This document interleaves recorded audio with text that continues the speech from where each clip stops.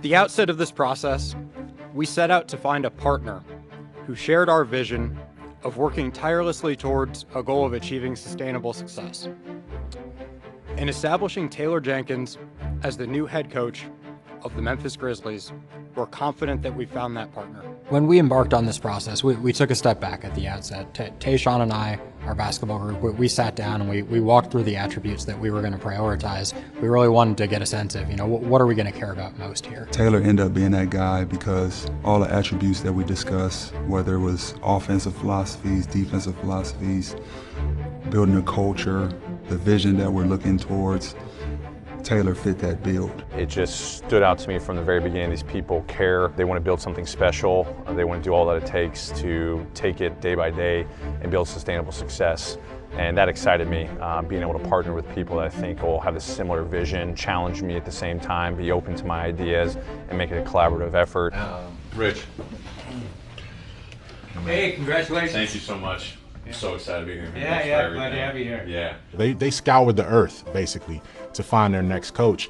And in Jenkins, they found a guy, again, that was in the right pipeline, the right pedigree. He's learned under some great staffs, not just head coaches, but great staffs. Taylor's story is, it's pretty entertaining. It comes in as a basketball ops intern with the Spurs, puts in his time there. Everyone assumes, that's the track that you kind of try to stay on and grow on. And at the end of, his tenure there, he approached Pop and RC and told them, I want to coach. He sent him down to the Toros, and he cut his teeth there for 5 years. He was 4 years as an assistant. He was under Quinn Snyder. He was under Brad Jones. Coach Jones has been instrumental in my growth. He became the head coach in Austin my third year in Austin, and kind of took this young coach that was absorbing everything, X's and O's, player development, driving vans back and forth, and being on conference calls with the league and so on and so forth, and would sit me down on his patio in our apartment complex and just talk about the big picture, talk about living in the gray. Not everything's black and white. Right, that's over. It's time to go to work.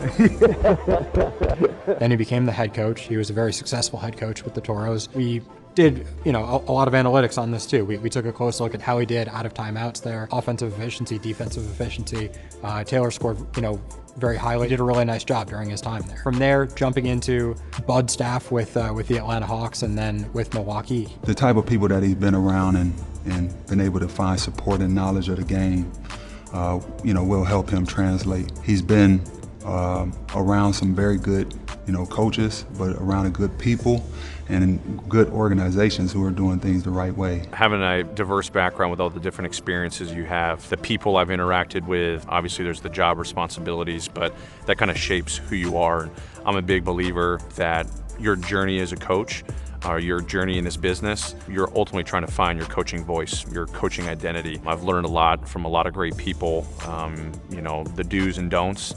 And through all that, you identify the things that you believe in, the things that you hold most valuable, and then ultimately, now that I'm in this position as the head coach, I can carry that out on a day-to-day basis. But the different experiences have educated me. I think as all of us coaches, the more you're exposed to that, the more you're prepared to be the best that you can be. My brother, my aunt. That's a pleasure to meet you. Nice to meet you. My dad and my father-in-law, Jim and Oscar. Yeah, brought everyone, man. It's special, man. I wouldn't be here without them. We connect, maybe go grab a bite to eat, and get away from all basketball sometimes. There's more than just basketball. So I appreciate being here and look forward to working with you. Yeah, man, awesome stuff. The biggest thing for me as a coach, me as a person, is relationships.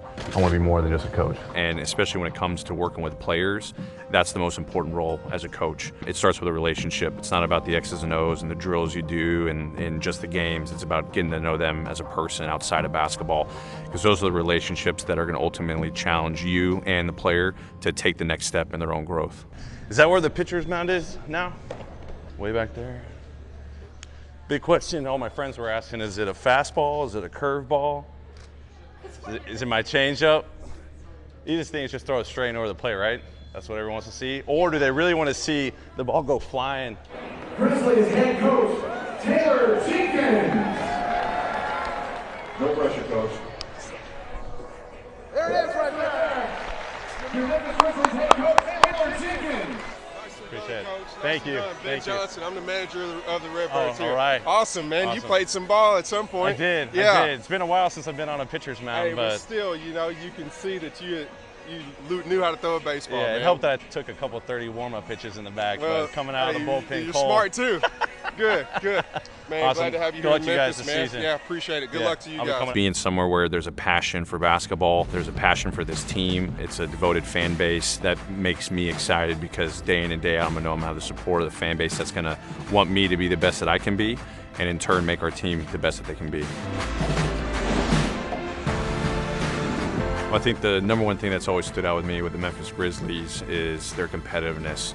You talk about grit and grind, but it's like an ethos. There's a core belief behind the saying grit and grind about your toughness and your work habits and your hard-nosed approach to competition. And you know, you would see it on the floor day in and day out each game, but then you would see it behind the scenes about, you know, how the team was unified, how the relationships were built. That's something that hopefully we'll continue to build on as guys that will have bonds to compete at the highest level.